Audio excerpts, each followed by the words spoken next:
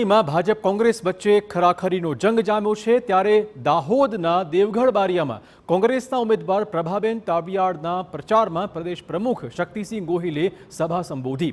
મહાગઠબંધન અંતર્ગત આમ આદમી પાર્ટીના પ્રદેશ પ્રમુખ ઈસુદાન ગઢવી અને શક્તિસિંહ એક મંચ પર જોવા મળ્યા હતા। શક્તિસિંહ ગોહિલે ભાજપ પર આકરા પ્રહારો કર્યા તો આપના પ્રદેશ અધ્યક્ષ ઈસુદાને ભાજપ સરકાર પર આદિવાસી સંસ્કૃતિ નષ્ટ કરવાના ષડયંત્રનો આરોપ મૂક્યો હતો।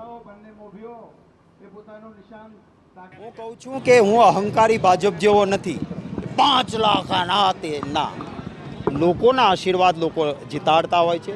કોંગ્રેસ પક્ષના ઉમેદવાર સાથે તમામ વર્ગ ધર્મ જાતિના લોકોનો આશીર્વાદ અને સમર્થન છે, એટલા માટે ચોક્કસ પરિણામ સારું આવશે એવી મને સ્વાભાવિક છે કે ભાજપ છે એ યુનિફોર્મ સિવિલ કોડ લાવીને આદિવાસીઓની સંસ્કૃતિ ખતમ કરવાનો પ્રયાસ કરી રહી છે। એસટી એસસી ઓબીસીનું પણ કદાચ આરક્ષણ ખતમ કરી નાખે એવી સ્થિતિ છે। લોકતંત્ર ખતરામાં છે। તો દાહોદ લોકસભા બેઠક પર પ્રચાર અભિયાન શરૂ કર્યું છે।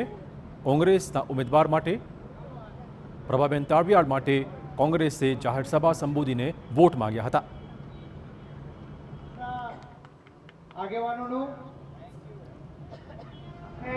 મીડિયાના મિત્રોને પણ સમગ્ર દાહોદ જિલ્લા કોંગ્રેસ સમિતિ બંને પક્ષના વડાઓ બંને મોભીઓ એ પોતાનું